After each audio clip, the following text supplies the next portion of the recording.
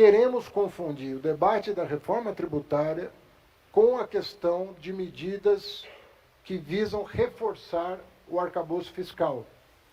A reforma tributária, tanto do consumo quanto da renda, tem um pressuposto que foi anunciado no começo do governo e que vai ser mantido se depender do Executivo.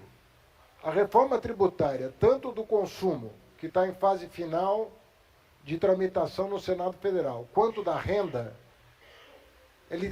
ela tem o pressuposto da neutralidade fiscal. O que significa isso? A reforma tributária não visa nem aumentar, nem diminuir a arrecadação. O objetivo da reforma tributária é buscar eficiência e justiça tributária. Essa é a finalidade. Esse princípio foi respeitado pelo Congresso Nacional em relação ao consumo. E nós, ontem em reunião, deixamos claro que este princípio deverá ser respeitado também em relação à renda. O que significa isso? Que qualquer aumento da faixa de isenção do imposto de renda, como já foi feito por este governo 2 vezes, tem que vir acompanhado de uma compensação. Ou seja, o projeto de lei que vai ser encaminhado pelo Executivo da reforma da renda pressupõe neutralidade tributária e o compromisso dos líderes de votarem um projeto que este princípio esteja respeitado. Ou seja, não se trata de mexer com o nível da arrecadação de impostos. Trata-se de buscar justiça tributária. Por que é importante dizer isso? Porque o Congresso vai ter o seu tempo, agora, sobretudo a partir do semestre que vem, vai ter o seu tempo de analisar a proposta do Executivo para que tanto o imposto do consumo quanto da renda entre em vigor 1º de janeiro de 2026. A reforma tributária do consumo entra em vigor 1º de janeiro de 2026, começa a transição. A da renda também vai valer a partir de 1º de janeiro de 2026, e o único compromisso que nós estamos pedindo, o Congresso é absolutamente soberano para decidir, tem uma tramitação que é mais simples do que a reforma do consumo. A reforma do consumo envolve pacto federativo, conflito intersetorial, do ponto de vista dos setores econômicos. Essa não, é um imposto só, é só um imposto federal, ela é neutra do ponto de vista fiscal, não aumenta nem diminui a arrecadação, é por projeto de lei, não exige emenda constitucional. Então nós entendemos que ela pode tramitar o ano que vem, que é um ano que está com uma agenda legislativa mais leve e não é ano eleitoral. Então é um ano muito especial para a gente concluir a reforma da renda, tendo concluído a reforma sobre o consumo e entregar para um país um sistema tributário moderno, justo, progressivo, atualizado, entregar no dia 1º de janeiro de 2026, algo que é almejado há 40 anos e que o Brasil nunca se dispôs a enfrentar. Agora nós temos um Congresso que se dispôs a enfrentar o debate. E nós estamos aproveitando esse entusiasmo do Congresso com o tema para pautar a conclusão desse trabalho. O nosso tema hoje é a questão do reforço ao arcabouço fiscal. Então nós estamos apresentando um conjunto de medidas que tem um impacto nos próximos 2 anos de 30 e 40 bilhões, 25 e 26, performando 70 bilhões de reais, e que passa pelas seguintes medidas.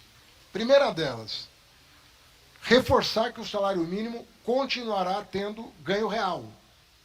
Ele continua tendo um ganho acima da inflação. Mas esse ganho vai estar condicionado àquele espaço do arcabouço fiscal entre 0,6% e 2,5%. Isso significa que o salário mínimo pode, inclusive, subir numa recessão, por exemplo. Se amanhã, daqui 5, 10 anos, você tem um ano em que o produto cai, você vai ter uma trava de que ele vai subir 0,6%, mas, ao mesmo tempo, também pensando na anticiclicidade do arcabouço fiscal. Se você tiver um aumento do PIB muito grande um ano, você vai limitar o crescimento do salário mínimo. Então, você vai colocar entre o 0,6 e o 2,5 o crescimento do salário mínimo ano por ano, com isso dando conforto para o planejamento, elaborar a peça orçamentária com mais previsibilidade e com a possibilidade de manter as despesas discricionárias, no mínimo no patamar atual, ou com alguma com boa gestão, ampliando a capacidade discricionária do Estado para investimento. Então, o objetivo dessa medida é circunscrever, conter os aumentos de despesas obrigatórias ao limite do arcabouço fiscal. Nós temos que fazer isso com todo o orçamento, do meu ponto de vista, para nós reencontrarmos o equilíbrio fiscal e podemos fazer o país crescer como ele vem crescendo, né? Com sustentabilidade, com inflação controlada, mesmo com os choques que nós tivemos esse ano, nós estamos conseguindo manter a inflação na série histórica, né? Desde o Plano Real, sob controle. E, repito, tivemos 2 choques importantes esse ano, ou 3, né? Tanto climáticos quanto externos. O dólar está se apreciando no mundo inteiro. E tivemos 2 choques internos climáticos. Ainda assim, o país está crescendo, nós devemos fechar o ano com crescimento aí de 3,4%, 3,5%, né? E uma inflação, se não dentro, muito próxima do teto da meta estabelecida pelo Conselho Monetário Nacional.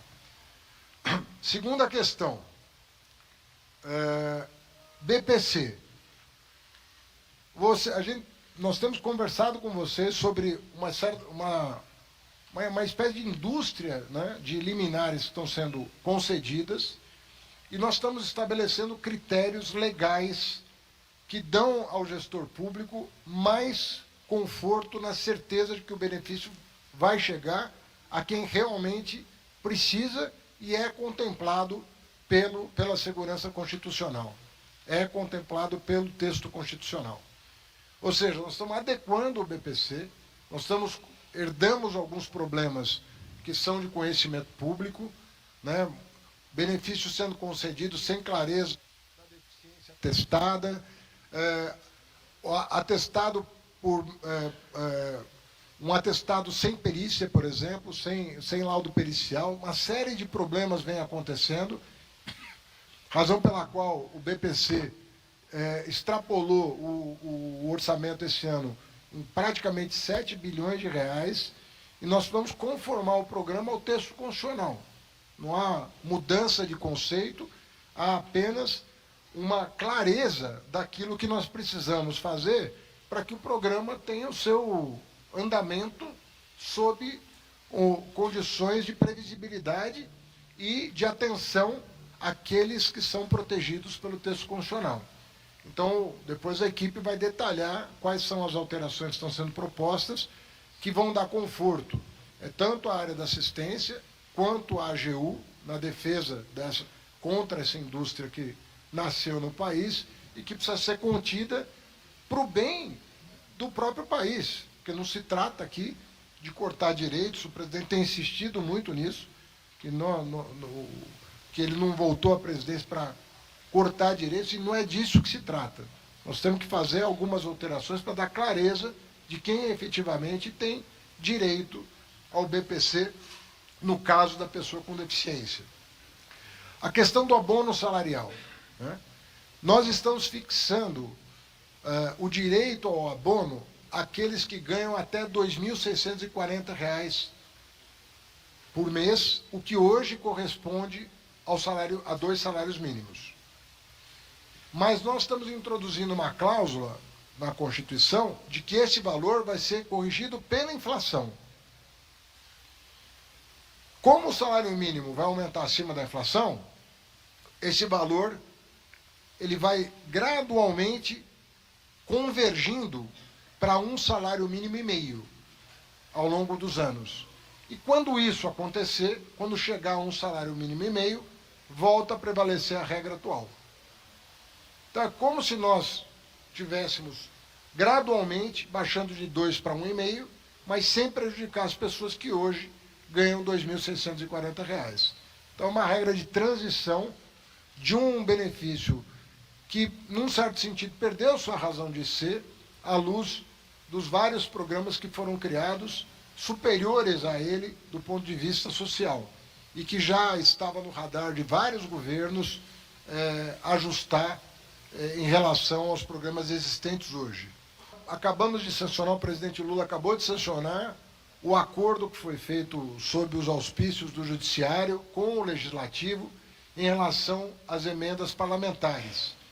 Isso limita o aumento das emendas parlamentares no tempo, então tem um ganho expressivo em relação à dinâmica do aumento das emendas parlamentares e tem uma facilitação no cumprimento do piso constitucional da saúde, uma vez que compromete o parlamento com mais verbas para a saúde a partir do ano que vem, para além daquilo que já estava previsto pela emenda constitucional. Então nós vamos ter um ganho de aporte de recursos para a saúde, recursos vindos do parlamento. Nós vamos retomar o debate sobre supersalários, é uma coisa que nós tentamos fazer o ano passado.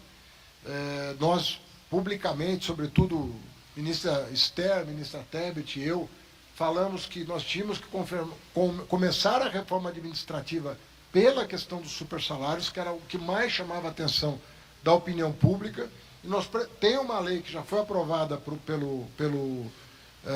pela Câmara, que está no Senado, mas nós vamos prever uma lei complementar para regular esse dispositivo constitucional que rege os supersalários, para que nós tenhamos segurança jurídica de que a mudança vai ser para valer. Então, nós queremos retomar esse debate com o Congresso Nacional, uma vez que a Câmara já se manifestou e há a abertura do Senado Federal para nós retomarmos essa discussão.